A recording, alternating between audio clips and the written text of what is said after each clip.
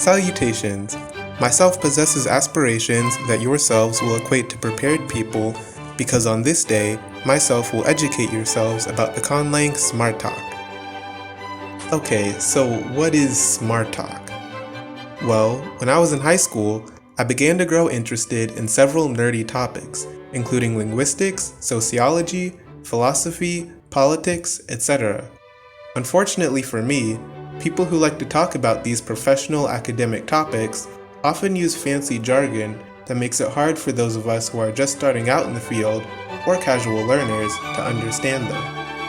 At the same time, I was beginning to understand more about code switching and the many ways dialect can affect people's impression of you. Of course, this is unfair. Accent is neither intelligence nor personality, and as an African American from the southern United States who grew up around plenty of AAVE and Southern American speakers, I should know this more than anyone. One day, my frustration with dialect bias and my frustration with academics combined in the creation of Smartok, originally called Stupid Talk, an English-based conlang that's so unnecessarily formal, it's difficult to effectively communicate with. I'm not entirely sure if it counts as a conlang or just a weird way of speaking English, but if Newspeak is a conlang, we'll say Smartok is too. I'm not going to go into the phonology of Smartok because it's just English.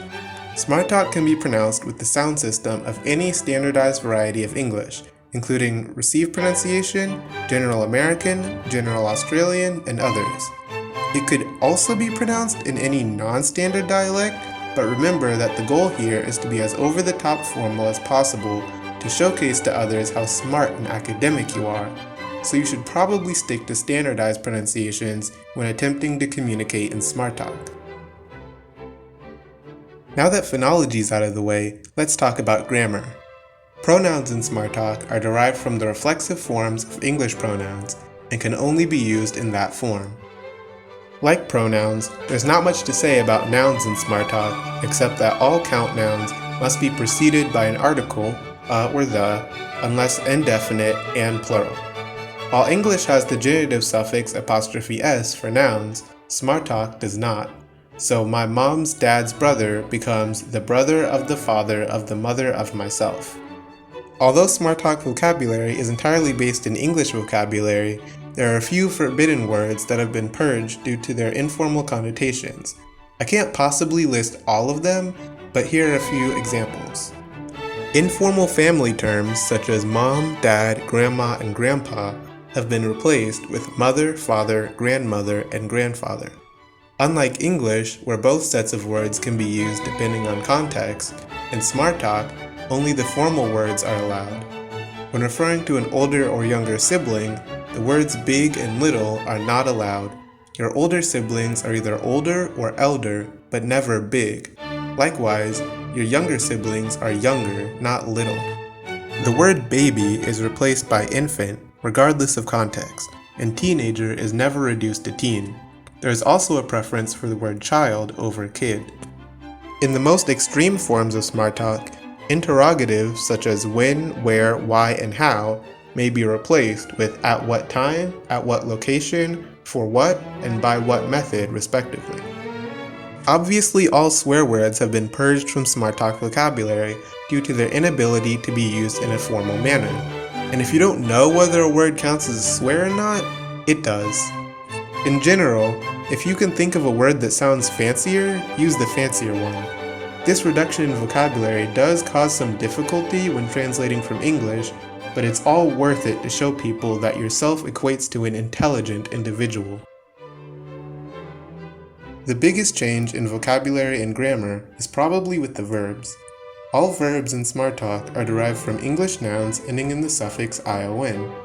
There are a few exceptions to this which we'll get to later, but for the most part, verbs take only 3 forms: infinitive, non-past, and past. As a result, tenses that involve an auxiliary verb, like to be or to have, don't exist. There are 5 verb declensions, 2 of which can be broken down further. Verbs that end in a vowel plus tion belong to the T declension. They take the non-past ending te and the past ending ted. These verbs can be further subdivided by their vowel. Verbs that end in sion belong to the S declension. They take the non-past ending de and the past ending ded. There's also a double S declension with a non-past ending ss and a past ending ssed. Verbs that end in zation belong to the Z declension. They take the non-past ending ze and the past ending zed. Verbs that end in a consonant, usually C, plus tion, take just T as their non-past ending and ted as their past ending. Irregular verbs are those that end in ion and have unpredictable non-past and past forms. Examples include relaxation becoming relax instead of relaxate, and consumption becoming consume instead of consumped. As mentioned before, there are some verbs in Smartok that don't end in ion. These are English's modal auxiliaries, which are basically adverbs anyway. There are 10 of these: can, could, will, would, shall, should, may, might, must, and ought. Smartok also has a may-can distinction, which not all dialects of English do. Negation is marked by placing not after a conjugated verb as in older versions of English. So I don't like your tone would be myself appreciates not the tone of the voice of yourself. She doesn't eat meat would be herself consumes not any meat. Because the verb to be doesn't exist in Smartok, its basic meaning is covered with the phrase equation to, so I am a teacher becomes myself equates to a teacher. However, due to the etymology of this copula, it can only be used to link two nouns or pronouns.